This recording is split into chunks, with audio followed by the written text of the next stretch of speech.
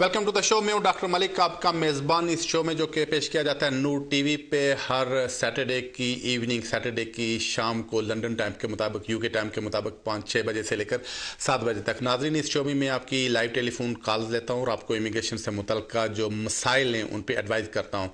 तो अगर आपको कोई मसला है जो कि इमिग्रेशन से मुतल्लिका है तो बिल्कुल आप इस प्रोग्राम में फ़ोन करके लाइव एडवाइस ले सकते हैं। तो नाज़रीन, इस प्रोग्राम का सिलसिला शुरू होने से पहले ही कॉल्स का सिलसिला शुरू हो जाता है। देखते हैं हमारे आज के पहले कॉलर कौन है। जी फरमाइए, जी फरमाइए। जी, मुझे लगता है ये बोल नहीं रहे हैं तो इस वजह से मुझे लगता हेलो है। हेलो। जी फरमाइए। हाँ जी, सलाम अलैकुम। वालेकुम सलाम। हाँ जी, सलाम। एक सवाल पूछना चाहिए सन, जो एक कानून बनता जी भाई 18,000 ना जेड़ा भाई पाकिस्तान या इंडिया तो मंगाने बंदे ते इस ना कोई सही पता नहीं लगी रहा क्या वजह भाई हूँ 17,000 कहने भाई उसने अकाउंट में होना चाहिए ना भाई, ये सही तफसील ना प्लीज दसो। हाँ जी, आपकी कॉल का शुक्रिया। असल में इसमें दो चीज़ें हैं। अगर कोई आदमी शादी करके आपकी बीवी को यहाँ पे लाना चाहता है तो एक तो उसमें यह है कि उस आदमी की इनकम 18,600 पाउंड या उससे ज़्यादा होनी चाहिए, तभी अपनी बीवी को ला सकता है। और ये 18,600 की आपके पास पिछले 6 महीने की बैंक स्टेटमेंट होनी चाहिए, 6 महीने की पे स्लिप्स हूँ, फिर उनको ला सकते हैं। लेकिन एक और भी उसमें है कि आप समझे प्रोविज़न, कि अगर किसी आदमी के पास सेविंग्स हैं जो कि 17,000 के लगभग हैं, 17,000 पाउंड के लगभग पिछले 6 महीने से, फिर भी वो आदमी अपनी बीवी को बुला सकता है। कॉल का शुक्रिया। नाज़रीन, देखते हैं हमारे अगले कॉलर कौन है। जी फरमाइए। हेलो जी। हेलो जी, आपसे मैंने सवाल पूछना था। जी पूछिए। ये भाई है मेरा, वो स्टूडेंट पे आया हुआ है। ठीक है। तो उसने केस किया था फर्स्ट ईयर में कि वो एक्सटेंशन मिल गई थी उसे होम ऑफिस से नहीं, ट्राइब्यूनल से। अच्छा। तो जज ने उसको अलाउ कर दिया था वीजा। तो फिर होम ऑफिस ने उसके खिलाफ की है एप्लीकेशन, ठीक है। अपर ट्राइब्यूनल में। ठीक है, तभी आप क्या पूछना चाहते हैं? कि वो कहते हैं हमें जज का फैसला जो है वो मंजूर नहीं है, तो इसके बारे में आप बता सकते हैं? जी, आपकी कॉल का शुक्रिया। असल में अगर होम ऑफिस वाले एप्लीकेशन रिफ्यूज़ कर देते हैं तो उसके खिलाफ आपको राइट होता है कि आप अपील करें, और ये अपील फर्स्ट ट्राइब्यूनल में जाती है, और फर्स्ट ट्राइब्यूनल से जिस पार्टी के खिलाफ फैसला होता है वो इसको अपर ट्राइब्यूनल में ले जा सकता है। तो अभी ये हुआ कि आपके भाई के हक में फैसला हुआ, तो इसके मतलब है यूके बॉर्डर एजेंसी के खिलाफ फैसला हुआ है, तो यूके बॉर्डर एजेंसी ने अपील अपर ट्राइब्यूनल में की है, उनका राइट है। तो नेक्स्ट फ्यू वीक्स में उसका फैसला हो जाएगा या उसकी हियरिंग डेट आ जाएगी। तो आप ये कि इंतजार करें, देखें आपके केस का क्या होता है। वो उसको परमिशन देते हैं या नहीं, चूंकि पहले वो परमिशन के लिए अप्लाई करते हैं कि उनको अपील करने की इजाज़त दी जाए। अगर इजाज़त मिल जाए तो फिर उसकी हियरिंग डेट होगी, अगर इजाज़त नहीं मिलती है तो फिर केस वहीं पे ख़त्म हो जाएगा। तो होम ऑफिस वालों को जज के फैसले के मुताबिक स्टे देना पड़ेगा। कॉल का शुक्रिया। नाज़रीन, देखते हैं हमारे अगले कॉलर कौन है। जी फरमाइए। जी ठीक है, फरमाइए। पूछना था कि मेरी आर्टिकल 8 की जो एप्लीकेशन डाली थी, ठीक, तो उन्होंने रिफ्यूज कर दी। तो उसके बाद हमने फिर रिव्यू के लिए उनके साथ उन्होंने परमिशन नहीं दी, तो हमने हाई कोर्ट पर भेजी। फिर होम ऑफिस वालों ने लेटर लिखा कि आप लोग विड्रॉ करा लें तो हम आपका केस रिव्यू करेंगे। ठीक। उसके बाद फिर हमें उन्होंने रिफ्यूज करके राइट अपील दिया, तो उसके बाद हम गए थे जब, तो वहां से भी रिफ्यूज हो गया। अच्छा। अगर हम अभी हाई कोर्ट जाते हैं और अगर वहां से भी रिफ्यूज हो जाते हैं तो उसके बाद क्या चाहते हैं? जी, आपकी कॉल का शुक्रिया। असल में हाई कोर्ट में आप यहाँ पे जुडिशल रिव्यू की एप्लीकेशन होती है, वो आप हाई कोर्ट में कर सकते हैं। तो अगर किसी वजह से एप्लीकेशन रिफ्यूज़ हो जाती है तो उसके सामने आपके सामने दो ऑप्शन होते हैं। या तो आप कोर्ट ऑफ अपील में जा सकते हैं, तो उसके बाद अगर आप सुप्रीम कोर्ट में भी जा सकते हैं, लेकिन उसके लिए ग्राउंड्स होने चाहिए, कोई लीगल ग्राउंड्स हो तो फिर आगे जा सकते हैं। अगर लीगल ग्राउंड्स ना हो तो फिर आगे नहीं जा सकते हैं। तो जब आपका डिसीजन अगर हाई कोर्ट से हो जाता है तो फिर कोई बैरिस्टर आपके पेपर्स देखेगा, सारे पेपर देखकर आपको एडवाइस करेगा कि आप अपील कर सकते हैं या नहीं कर सकते हैं, ग्राउंड्स हैं या नहीं है। कॉल का शुक्रिया। नाज़रीन, देखते हैं हमारे अगले कॉलर कौन है। जी फरमाइए। जी, मुझे लगता है कॉल ड्रॉप हो रही है चूंकि मिल नहीं रही थी। देखते हैं हमारे अगले कॉलर कौन है। जी फरमाइए। जी जी फरमाइए। अस्सलाम वालेकुम। वालेकुम सलाम। जी सर, मैंने एक सवाल पूछना था। जी जी, मैं बेसिकली सेटलमेंट वीज़े से हूँ, तो यहाँ से दोबारा जो है पाकिस्तान अगर जाना हो तो वो जा सकते हैं कि नहीं? उनके पास कौन सा वीज़ा है? जो है सेटलमेंट वीज़ा है, स्पाउस वीज़ा। तो हाँ बिल्कुल, अगर किसी के पास स्पाउस वीज़ा है उसमें दो चीज़ें होती हैं। एक स्पाउस का वीज़ा होता है जो इनिशियली 2 साल का देते थे, अब तो खैर 5 साल हो गया, या फिर इंडेफिनिट स्टे होता था। दोनों में अगर वो पाकिस्तान जाना चाहे हॉलीडेज पे तो बिल्कुल जा सकते, उस पर कोई रुकावट नहीं है। कॉल का शुक्रिया नाज़रीन। देखते हैं हमारे अगले कॉलर कौन है। जी फरमाइए। हेलो, अस्सलाम वालेकुम। वालेकुम सलाम। Can I ask you a question? Am I allowed to? I live in the UK and I want to sponsor my cousins who come from Pakistan as a student to this country. Can I do that? Can I show my bank statement to prove that I can pay for his fees and the £800 per month? Thank you for your call. Unfortunately not, because they have changed the rules now. So the student should have money in his bank account. So maximum they can allow only parents' bank statement, provided he provides them the birth certificate. So cousin or anybody else, no, they don't accept this sponsorship. Only parents can do it. Thank you for the call. नाज़रीन देखते हैं हमारे अगले collar कौन है। जी फरमाइए। जी। Yes, hello. जी फरमाइए। Assalamualaikum. Can I speak English if you don't mind? Yeah, sure. Any language. Go ahead. Oh yeah, please. It's like I wanna ask about my case. Yes. Like I'm about to get married to an Algerian man, but he's divorced. But the divorce paper is back home because he got married back home. Okay. So what's the question? Yes, it's like, can we marry here? Like, but the divorce is from Algeria, but the wife was here a few years ago, like 5 years ago. And where was husband? The guy is here, like here in UK. Okay, thank you for your call. Basically, the law says that if both parties are the UK, then you can't apply divorce from another country. Suppose the marriage took place in another country, Algeria, and the wife came here to the UK, and both parties are in UK. The cause of action is to the UK courts, basically. So divorce can take place only from the UK, not any other country. If one party was living or is living abroad, and other party is living in the UK, then there is a chance, basically, there is the option you can apply from divorce either from here or from your own country. So if the both parties were living in the UK, so divorce can only take place from the UK. Thank you for the call. नाज़रीन देखते हैं हमारे अगले collar कौन है। जी फरमाइए। Hello, अस्सलाम वालेकुम। वालेकुम सलाम। भाई साहब, मैं पूछना था, एक आदमी यहाँ पर रहता है मगर वो डिसेबल है, गवर्नमेंट से काम खर्चा ले रहा है, ठीक है? वो पाकिस्तान जाके शादी करता है, वो वाइफ को इधर कैसे मंगवा सकता है? जी आपकी कॉल का शुक्रिया। असल में इसमें काफ़ी मुश्किल हो जाता है कि अगर आदमी काम ना करो बेनिफिट्स ले, चूँकि रूल्स यही कहते हैं कि जो आदमी अपनी बीवी को बुलाना चाहे या अपने स्पाउस को यहाँ पे बुलाना चाहे वो इस काबिल हो कि अपने आप को मेंटेन और अकोमोडेट कर सके और उसको भी मेंटेन और अकोमोडेट कर सके, और ऐसी कोई सर्कमस्टांसेस ना हो कि वो वहाँ से यहाँ आकर को बेनिफिट्स पे जाएँ। तो ऐसे सर्कमस्टांसेस में जहाँ यहाँ आदमी ऑलरेडी बेनिफिट्स के ऊपर है, वो अगर अपने स्पाउस को लाता है तो उसमें ज़ाहिर है स्पाउस बेनिफिट्स के ऊपर चला जाएगा। ऐसी सूरत में इमिग्रेशन वाले इसको इनकरेज नहीं करते हैं। बहरहाल इसमें एक ऑप्शन होता है थर्ड पार्टी सपोर्ट का, तो ज़्यादा बेहतर है किसी वकील से जाकर मिले, उनको पूरी सर्कमस्टांसेस बताएं, शायद आपके केस में थर्ड पार्टी सपोर्ट एप्लीकेबल हो। कॉल का शुक्रिया। नाज़रीन देखते हैं हमारे अगले कॉलर कौन है। जी फरमाइए। अस्सलाम वालेकुम जी, आपसे शायद वो 18,600 के बारे में सवाल करना था, ज़्यादा लोग वही कर रहे हैं। जी मैंने भी एक क्वेश्चन यही था कि जब 18,600 हमने शो करना है पर ईयर का, उसमें 6 मंथ के अगर 9,300 बनते हैं, तो नॉर्मली जो बंदा अपनी क्या नाम है मिनिमम वेज के ऊपर होता है, उसके ऊपर तो तकरीबन उसको 62 से 65 आवर्स पर वीक काम करना पड़ेगा इसको पूरा करने के लिए। तो क्या ये ठीक, मतलब ये करना ठीक है 65 आवर्स अ वीक? जी आपकी कॉल का शुक्रिया। इसमें वो सिर्फ वेजेस देखते हैं कि आपकी ये जो ईयरली बेसिक है पर एनम वेजेस है वो आपकी 18,600 पाउंड हो, तो फुल टाइम आदमी काम कर रहा हो। तो बाज़ का फुल टाइम में आदमी को ज़्यादा पैसे भी मिलते हैं, बाज़ का थोड़े पैसे भी मिलते हैं। जितने भी उसके पैसे हैं, जितने भी आवर्स काम करे उसमें वो इन्वॉल्व नहीं होते, वो सिर्फ देखते हैं आपकी इनकम 18,600 से ज़्यादा हो। तो इसमें फुल एम्प्लॉयमेंट नहीं बल्कि इसमें बिजनेस भी आ जाता है, सेल्फ एम्प्लॉयमेंट भी आ जाती है।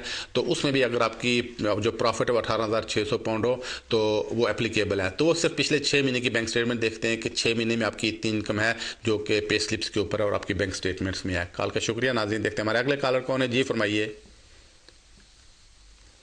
जी हेलो जी फरमाइए। हाँ मलिक साहब जी। मैं फरवरी 2008 में आया था। अच्छा। वर्क परमिट में। अच्छा। उसके बाद जनवरी में टियर 1 जनरल में स्विच हो गया था 2010 में।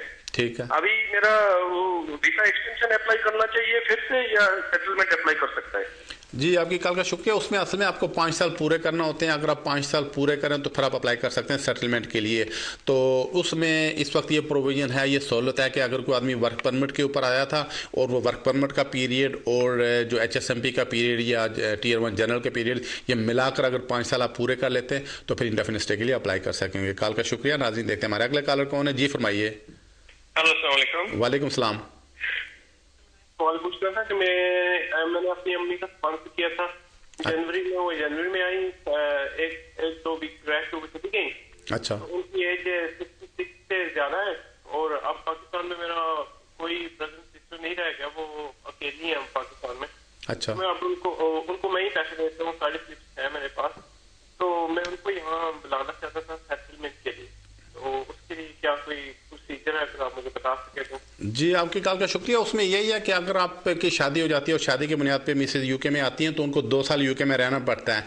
हॉलीडेज वगैरह वो इग्नोर कर, मतलब ओवरलुक कर देते हैं कि आप 2, 4, 6 वीक के लिए जाएं, लेकिन लंबे अरसे के लिए नहीं। तो रूल्स यही कहते हैं कि वो 2 साल के सेटलमेंट की वीजे पाती हैं, उसका मतलब है यूके में ही वो रहें।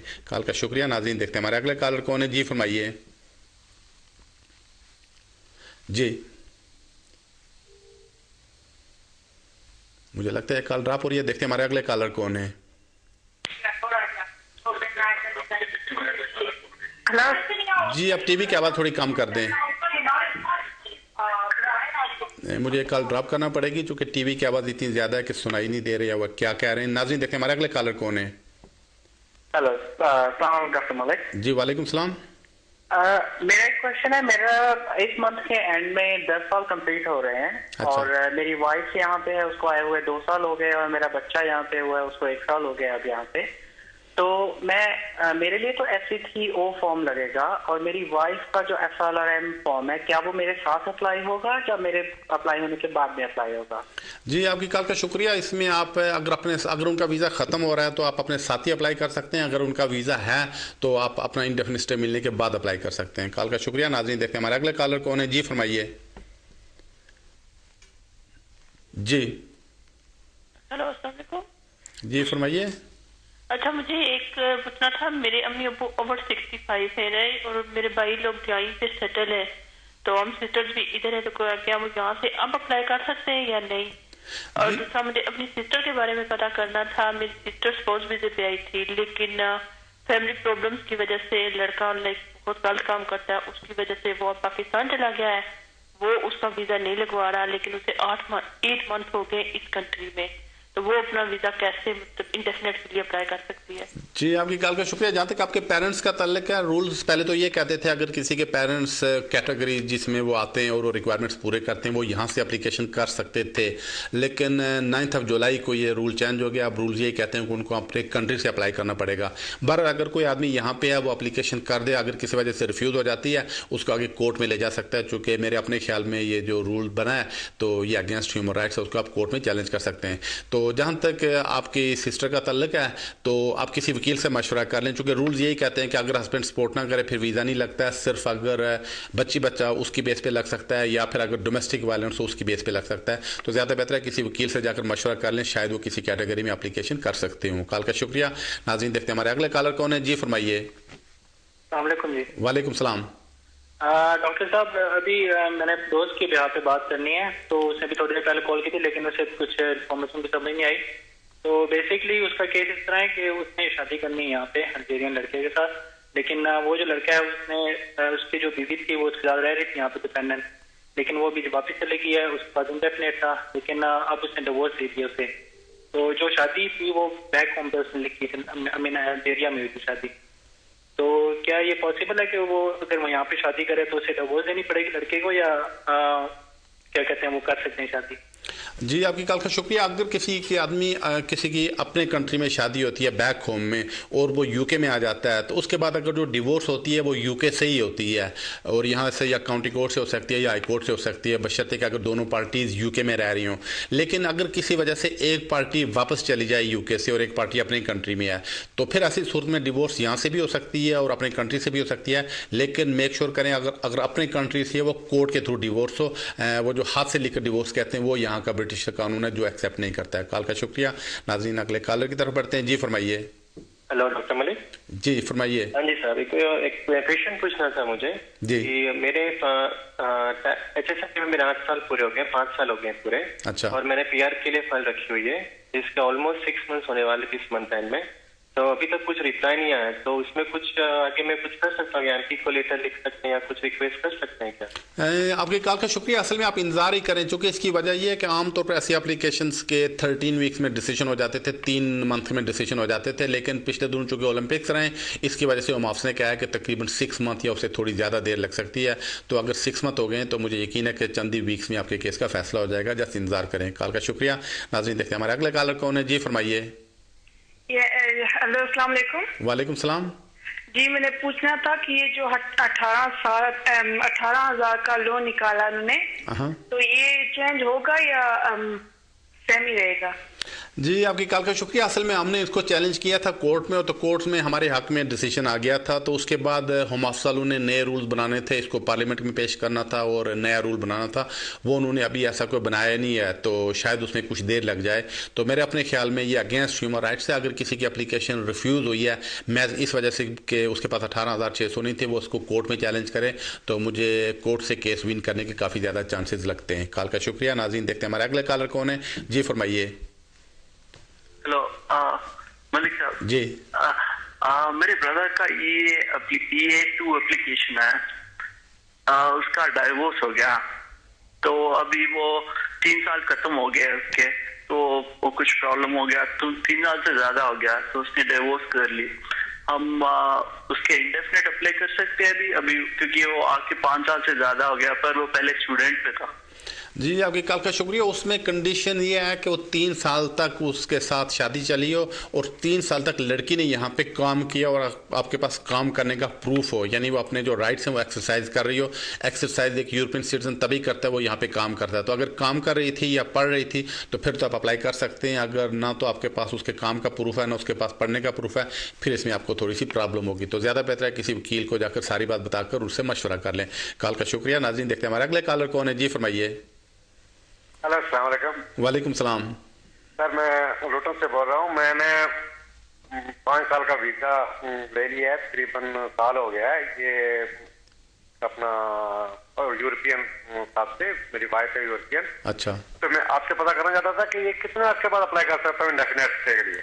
जी आपकी कॉल का शुक्रिया। इसमें आप 5 साल के बाद ही अप्लाई कर सकते हैं इंडेफिनिट स्टे के लिए, लेकिन याद रखें कि 5 साल में आपकी जो मिसेज है वो लगातार काम कर रही हो, और जब 5 साल के बाद एप्लीकेशन करेंगे वो आपकी वाइफ के सारे P60 मांगेंगे। तो अगर वो 5 साल तक मुकम्मल और लगातार काम करती है फिर आपको इंडेफिनिट स्टे 5 साल के बाद मिलेगा। कॉल का शुक्रिया। नाज़रीन देखते हैं हमारे अगले कॉलर कौन है। जी फरमाइए। जी अस्सलाम वालेकुम। वालेकुम सलाम। असल में मैंने एक यूरोपियन लड़की से शादी की और मेरे शादी को तो 3.5 साल हो गए और वीजा को मेरे 2.5 साल हुए और अब डाइवोर्स हो रही है। तो अभी मुझे वीजा अगर अप्लाई करना है तो उसकी क्या रिक्वायरमेंट है? जी आपकी कॉल का शुक्रिया। अगर तो आपकी यूरोपियन के साथ शादी हुई है, यूरोपियन सिटीजन के साथ, उसमें 5 साल का स्टे मिलता है और 5 साल के बाद ही आप इंडेफिनिट स्टे के लिए अप्लाई कर सकते हैं। लेकिन एक छोटी सी एक उसमें आप समझे कि लूप होल है, वो ये है कि अगर आपकी शादी 3 साल तक चलती है और 3 साल तक लड़की ने इधर काम किया और आपके पास उसके काम करने का प्रूफ है, तो डिवोर्स अगर आपकी हो जाती है तो फिर ऐसी सूरत में आप अप्लाई कर सकते हैं। कॉल का शुक्रिया। नाज़रीन देखते हैं अगले कॉलर कौन है। जी फरमाइए। हेलो। जी। हेलो। जी फरमाइए। हेलो जी, आपसे एक क्वेश्चन पूछना था। जी पूछिए। अपनी वालदा के बारे में। उन्होंने जी पूछिए। हेलो। तो एक सेकंड मैं टीवी की आवाज बंद कर दूं।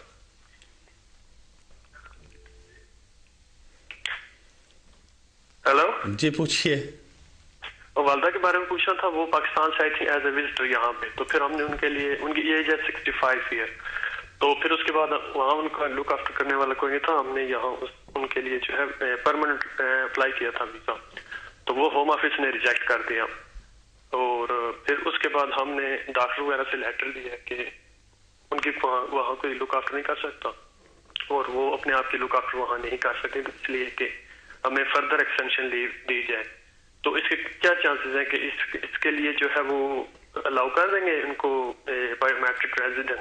जी आपकी कॉल का शुक्रिया। असल में अगर एप्लीकेशन रिफ्यूज़ हो गई थी, आपके सामने यही ऑप्शन था कि उसको आगे कोर्ट में ले जा सकते थे, आप उसके खिलाफ अपील कर सकते थे। तो अगर कोर्ट में नहीं ले गए तो फिर आपके काफ़ी स्लिम चांसेस हैं, चूँकि होम ऑफिस वाले अगर एक दफ़ा एप्लीकेशन रिफ्यूज़ कर दें तो मोस्ट ऑफ द टाइम अपने उसी डिसीजन को मेनटेन करते हैं, उसको चेंज नहीं करते हैं। तो ज़्यादा बेहतर आपके लिए ये था कि उसको कोर्ट में ले जाते, वहाँ से आपके कुछ चांसेस लगते हैं, आप बशर्ते कि आप जो बेसिक रिक्वायरमेंट्स हैं वो पूरी कर रहे होते। कॉल का शुक्रिया। नाज़रीन बढ़ते हैं अगले कॉलर की तरफ। जी फरमाइए। मालिक साहब। वालेकुम सलाम। मालिक साहब, मैं 2012 जुलाई 5th of जुलाई में अप्लाई था Tier 1 जनरल एक्सटेंशन के लिए। अच्छा। तो अगेन 2012 का जुलाई का 11th of जुलाई में मैं इंडिफिनिट लीव टू रिमेन के लिए अप्लाई किया, क्योंकि मेरा 10 साल हो गया था। अच्छा। तो लास्ट एप्लीकेशन जो था वो वेरिएशन ऑफ एप्लीकेशन था। तो बाद में ये 11th of अगस्त में मेरा बायोमेट्रिक गया, Tier 1 जनरल का बायोमेट्रिक आया, मैं बायोमेट्रिक दिया, बाद में मेरा वीसा होके आ गया Tier 1 जनरल। अभी मैं क्या कर सकता हूँ? जी आपकी कॉल का शुक्रिया। असल में आप एक टाइम में एक ही एप्लीकेशन कर सकते थे, तो अगर आपको 10 साल पूरे हो चुके हैं तो फिर आप 10 साल की बुनियाद पे नई एप्लीकेशन कर सकते हैं। कॉल का शुक्रिया। नाज़रीन देखते हैं हमारा अगला कॉलर कौन है। जी फरमाइए। अस्सलाम वालेकुम। वालेकुम सलाम। लंदन से बोल रही हूँ। मुझे प्रॉब्लम है कि मुझे 1 साल हुआ है यहाँ पे आए हुए। अच्छा। और मेरे हार्ट का बाईपास होना है, तो क्या मेरा ये बाईपास जो है वो इंडेफिनेट में कोई प्रॉब्लम तो नहीं बनेगी मेडिकल के लिए? तो आपका कौन सा वीजा है? मेरा स्पाउस वीजा है हस्बैंड के साथ। जी आपकी कॉल का शुक्रिया। नहीं, मुझे नहीं लगता कोई प्रॉब्लम पड़ेगी। इसमें काफ़ी सारे केसेस हैं, तो बहरहाल ये चीज़ आपके कंट्रोल में नहीं थी और आपके कंट्रोल में नहीं थी कि आप बीमार हो गई हैं, तो बहरहाल मुझे नहीं लगता आपको कोई प्रॉब्लम इसमें खड़ी होगी। कॉल का शुक्रिया। नाज़रीन देखते हैं हमारे अगले कॉलर कौन है। जी फरमाइए। हेलो अस्सलाम वालेकुम। वालेकुम सलाम। जी मैं इंग्लैंड से बात कर रही हूँ। मेरा भाई दुबई में इस वक्त काम कर रहा है, तकरीबन 4 साल से वो यहाँ दुबई में है। तो मैं उसको यहाँ पे बुलाना चाहती हूँ, यहाँ पर आना चाहता है काम के सिलसिले में। तो मैं पूछना चाहती थी आपसे कि उसको मतलब दोबारा पाकिस्तान जाना पड़ेगा मतलब वीजे के अप्लाई के लिए, या वो दुबई से अप्लाई कर सकता है, और कौन कौन से कुछ कागजात वगैरह जो उसको चाहिए होंगे? या जी आपकी कॉल का शुक्रिया। असल में यूके में इस तरह काम का वीज़ा नहीं मिलता है, तो ना ही ऐसा कोई पॉसिबिलिटी है। तो ज़्यादा बेहतर है किसी वकील से मशवरा करें आप क्या कर सकती हैं, चूँकि यहाँ लेबर ऑलरेडी अनएम्प्लॉयमेंट बहुत ज़्यादा है, इतनी ज़्यादा है कि हर रोज़ तकरीबन 800 लोग जाते हैं जॉब सेंटर में जॉब तलाश करने के लिए। इस वजह से बाहर वालों को आजकल नौकरी देना तकरीबन नामुमकिन हो चुका है। तो ज़्यादा बेहतर है किसी वकील से मशवरा कर लें। कॉल का शुक्रिया। नाज़रीन देखते हैं हमारे अगले कॉलर कौन है। जी फरमाइए। वालेकुम सलाम। जी मेरे 2 क्वेश्चन हैं। जी। एक तो मैं असलम पे यानी कि फ्रेश एप्लीकेशन डाली हुई है, तो अभी तक 1 साल हो गया मैं उसका वेट कर रही हूँ, तो वो कब तक उसका जवाब आ सकता है? और दूसरा मेरा क्वेश्चन है कि अगर मैं किसी के साथ शादी करती हूँ तो क्या मैं कर सकती हूँ, लेकिन वो फुल बेनिफिट पे हैं? तो प्लीज इस 2 क्वेश्चन के मुझे आंसर दीजिएगा प्लीज। जी आपकी कॉल का शुक्रिया। पहली बात कि फ्रेश एप्लीकेशन इमिग्रेशन वाले को मानते नहीं है। अगर आपका एक दफ़ा सालम केस ख़त्म हो जाए, उसके बाद अपील्स आपकी ख़त्म हो जाए, तो फिर समझे आपका केस ख़त्म ही होता है। तो शादी अगर आप करना चाहें, आपके पास कोई आइडेंटिफिकेशन है, तो आपका यहाँ रहने की आपके पास परमिशन है, तो हाँ आप जाकर शादी रजिस्टर कर सकती हैं। कॉल का शुक्रिया। नाज़रीन देखते हैं हमारे अगले कॉलर कौन है। जी फरमाइए। जी अस्सलाम वालेकुम। वालेकुम सलाम। हाँ जी सर, मैं ये पूछना चाह रहा था कि मेरे पास इंडेफिनिट लीव है, मुझे लॉन्ग जी मुझे लगता है शायद आपकी कॉल ड्रॉप हो गई है किसी वजह से। देखते हैं हमारे अगले कॉलर कौन है। जी फरमाइए। जी फरमाइए। हाँ मलिक साहब, कुछ मेरा EA2 वीसा था मलिक साहब, मेरा डिवोर्स हो गया था, तो मैं फिर से शादी कर सकता हूँ? मेरा ये रिसेंटली डिवोर्स ये हुआ था, डिग्री ना से आया था। जी आपकी कॉल का शुक्रिया। अगर तो आपकी पहली डिवोर्स हो गई थी, तो अगर आप शादी करना चाहिए और लीगल है यहाँ पे, तो बिल्कुल आप शादी कर सकते हैं। शादी करने पे कोई पाबंदी नहीं है। देखते हैं हमारे नाज़रीन हमारे अगले कॉलर कौन है। जी फरमाइए। हेलो नमस्कार जी। जी फरमाइए। हेलो जी। नमस्कार जी। जी फरमाइए। हाँ जी, ऐसा है कि जी अगले साल सितंबर में मुझे यहाँ यूके में 5 साल हो जाएंगे। अच्छा। तो मुझे इंडेफिनिट लीव अप्लाई करनी है। ठीक। तो आप मुझे प्लीज बताएंगे कि 5 साल में कितना टाइम मैं कंट्री से बाहर रह सकता हूँ? तो किस कैटेगरी में है? Tier 2। जी आपकी कॉल का शुक्रिया। इमिग्रेशन रूल्स कहते हैं कि आप 1 साल में 3 महीने से ज़्यादा बाहर न रहे हो। तो अगर ये सिचुएशन है तो बिल्कुल आप अगले साल 5 साल पूरे होने पर इंडेफिनिट स्टे के लिए अप्लाई कर सकते हैं। कॉल का शुक्रिया। नाज़रीन बढ़ते अगले कॉलर की तरफ। जी फरमाइए। जी मलिक साहब अस्सलाम वालेकुम। वालेकुम सलाम। मलिक साहब मैंने पता करना था, मैंने मैरिज की थी, शादी की थी, कोर्ट मैरिज। अच्छा।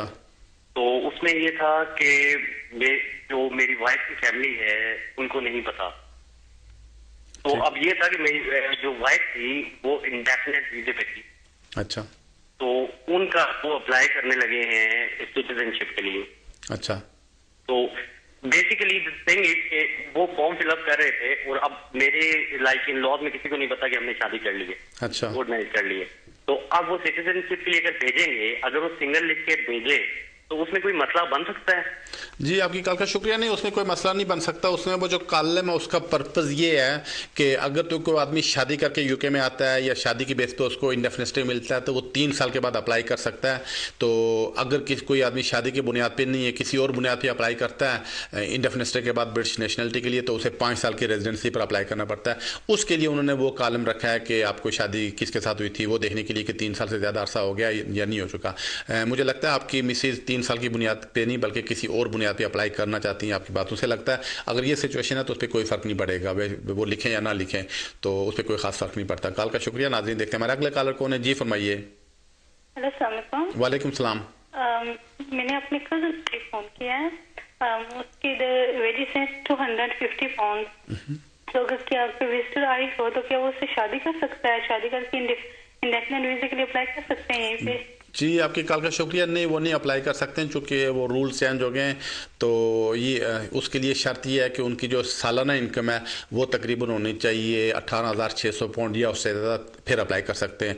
तो अगर उनकी इनकम ये 250 है यानी कोई 1000 पाउंड पर मंथ है तो इस पर नहीं हो सकेगा। तकरीबन 1650 पाउंड या उससे ज़्यादा हो तो फिर वो अपनी मिसेज को यहाँ रख सकेंगे या उनके लिए शादी का वीज़ा अप्लाई कर सकेंगे। कॉल का शुक्रिया। नाज़रीन, बढ़ते हैं अगले कॉलर की तरफ। जी फरमाइए। अस्सलाम वालेकुम। वालेकुम सलाम। जी मलिक साहब, मैंने आपसे एक सवाल पूछना था। जी। मेरे पास रेजिडेंट परमिट है 5 साल का और मेरे पास मेरे अपने ओन जो मेरा एम्बेसी है ना उससे मुझे बार बार पासपोर्ट रिफ्यूज हो रहा है। तो मैं stateless person travel document apply कर सकता हूँ और उसके लिए क्या रिक्वायरमेंट है मेरे लिए? जी, क्या आपका पूरा सवाल क्या है? जी, मेरा सवाल है कि मेरे पास 5 साल का रेजिडेंट परमिट है। मैंने एक यूरोपियन के साथ शादी किया था, उसको 5 साल का परमिट मिल गया और मैंने अपने एम्बेसी से बार बार पासपोर्ट मांगा अफगानिस्तान एम्बेसी से, मगर वो मुझे इनकार कर रहे हैं। इसलिए मैं आपसे पूछना चाहता हूँ कि मैं ट्रैवल डॉक्यूमेंट बनाना चाहता हूँ, तो ट्रैवल डॉक्यूमेंट में स्टेटलेस पर्सन के लिए अप्लाई कर सकता हूँ? जी, आपकी कॉल का शुक्रिया। नहीं, आपको ट्रैवल डॉक्यूमेंट नहीं देंगे क्योंकि अगर आपके सिलसिले में आपको ट्रैवल डॉक्यूमेंट नहीं देंगे। Travel document mostly asylum seekers को देते हैं जिनको यहाँ पे रिफ्यूजी स्टेटस दे दें। अगर उनको उनकी एम्बेसी उनका सफारत खाना, उनका हाई कमीशन अगर पासपोर्ट नहीं इशू करता है उनको ट्रैवल डॉक्यूमेंट देते हैं। तो आपके सर्कमस्टांसेस में मुझे नहीं लगता आपको ट्रैवल डॉक्यूमेंट देंगे। ज़्यादा कोशिश करें कि अपनी एम्बेसी से पासपोर्ट लेने की। आमतौर पर जो एम्बेसीज हैं अगर आप उनको सारे के सारे पेपर्स देते हैं तो आपको पासपोर्ट दे देती हैं। कॉल का शुक्रिया। नाज़रीन, देखते हैं हमारा अगला नाज़रीन, इसके साथ ही टाइम हुआ एक छोटी सी कमर्शियल ब्रेक का। आप टीवी देखते रहिएगा। चंद मिनट्स में ब्रेक से उसके पार आपसे फिर मुलाकात होती है।